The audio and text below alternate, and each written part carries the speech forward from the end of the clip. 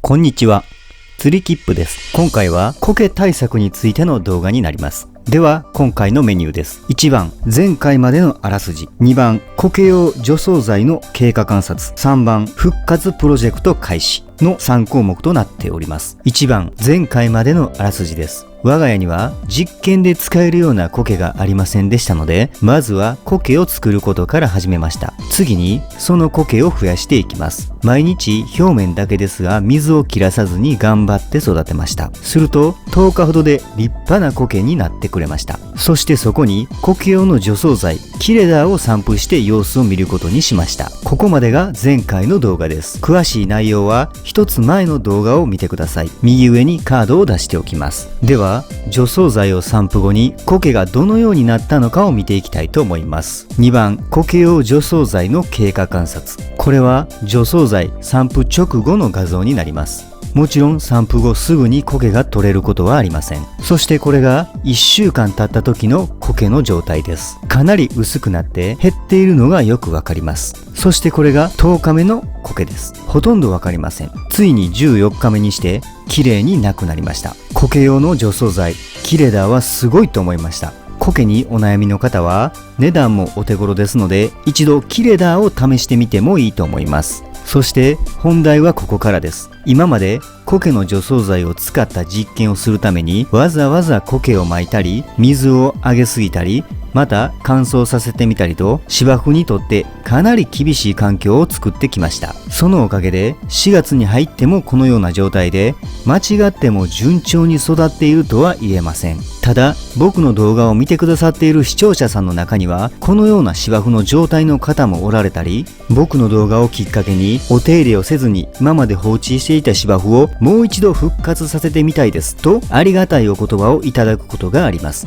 そのような方のために同じような条件でスタートをしようと思い、このような厳しい環境を作ってみました。ですのでこの動画の本当のスタートはここからです。芝生がうまく育たない方、ここからスタートしますので、ぜひ僕についてきてください。ただ僕自身もこのような環境からスタートしたシーズンは初めてですので、もしかすると完全復活は無理かもしれません。ただ芝生歴6年間の全てをこの2020年のシーズンに注ぎ込みますので、今シーズンの9月までしっかりと見届けていただければと思います。では早速復活プロジェクトをスタートしていきます。特別難しいことをする予定はありません。まずはじめにご自身の庭がうまく育たなかった理由を知ってください。例えば我が家は2019年に10ミリ以下の状態で仮納めをして冬を越え、また人が一番よく歩くことで土が締め付けられたり、犬が走り回ることで芝生がちぎれたり、ランナーが飛び出したりと、最終的には苔まで生やされたりと以上のような理由でここまでうまく育つことができませんでした。同じような感じの方はおられると思いますので、ご自身の庭の今の状態とその状態になった理由を知ってください。その理由を知った上で必要な作業を選んでいただければと思います。では我が家の場合は人が歩くことや苔が生えることでここまでの状態になりましたので、まずは土をほぐして根を張りやすくし、また根に空気が届きやすくするためにもスパイキングという作業をしていきたいと思います。このスパイクは2000前後で売っていて作業も簡単ですし、今年はアスリートも流行ってきましたのでおすすめの商品となっております。ではスパイキング作業をしていきます。基本的には調子の悪いとこだけでいいのですが、前回のスパイキングコアリングから2ヶ月経っていますので全体にスパイキングしたいと思います。この時期のスパイキング作業が今シーズンの8月9月トップシーズンに徐々に効いてきますので、土が硬い方はめちゃくちゃおすすめです。ぜひ参考にしてください。また梅雨明けの7月半ば前後までは毎月1回のスパイキング作業を予定しております。では無事にスパイキング作業が終わりました。このように穴だらけになりました。次はスパイクで穴がいっぱい開きましたので目土を入れていきたいと思います。あまり目土を入れすぎると地面が高くなってきますので最小限に抑えてください。そして目土を入れる目的ですが、土壌に排水性と保水性を持たせるためです。スパイキングで土が柔らかくなり、そして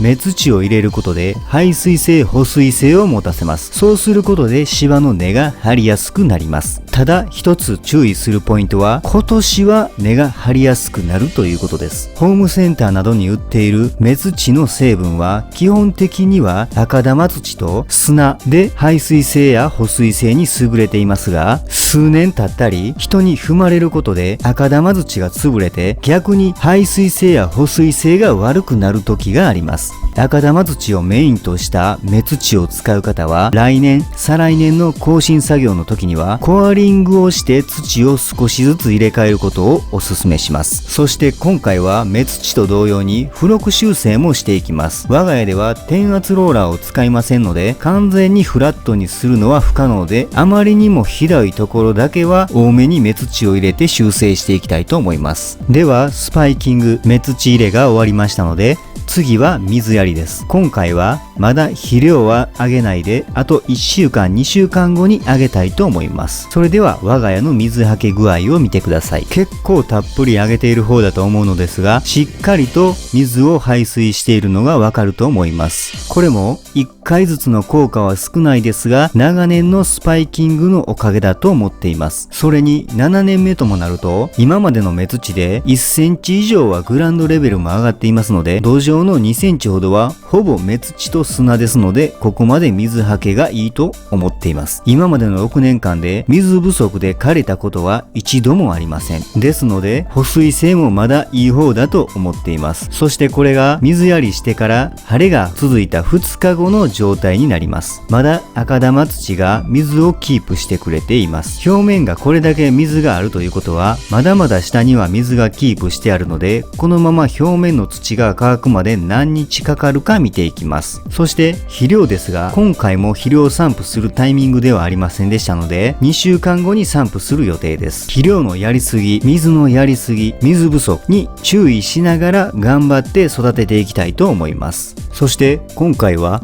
視聴者さんからものすごいものをいただきましたのでご紹介させていただきます。それがこのイデターフになります。このイデターフは基本的には家庭用としてではなく、ゴルフ場などで使用するために販売されています。計算を多く含んでいますので、光合性能をアップして謳歌しにくい芝を作ります。6月から7月の梅雨の時期には軟弱化を防止するなどの効果があり、簡単に言えば芝をより深い緑色に、そしてより強い芝にしてくれる効果があります。このようなすごいものをいただいて本当にありがとうございます。ですのでイデターフを送っていただいた方を少しだけご紹介させてください。イデターフを送ってくださった方はマッサさんという方です。マッサさんは去年新しく始めた視聴者さん参加型企画隣の芝生で第1回と第3回に出ていただいております。また LINE オープンチャットの芝生の相談室では開設当初から参加していただいており、今では人生や社会の大先輩でもありますが、失礼になるかもしれませんが僕の大切な友人の一人でもあります。また今回のイデターフだけに収まらず、視聴者さんに向けてもプレゼントをいただいており、そのイベントも近日公開いたしますのでお楽しみにしていてください。ということで、このいただいたイデターフの効果もしっかりとお伝えしていきますので、メンテナンスの時にご報告させていただきます。では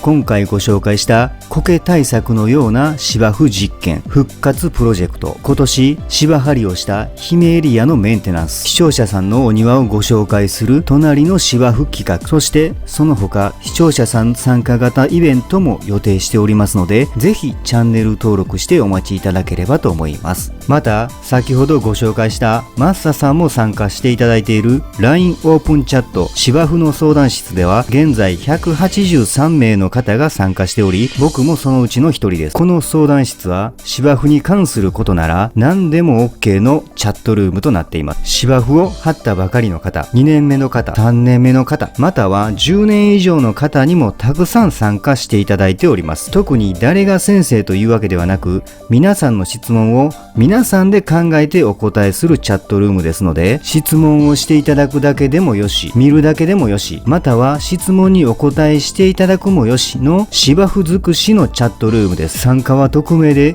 出入りは自由ですので、気軽に入室していただきご質問していただければと思います。相談室の入り口はこの動画の説明欄またはコメントのトップに貼っておきますので、そちらからお入りください。近々相談室専用のイベントも予定しておりますのでお楽しみに。それではご視聴ありがとうございました。バイバイ。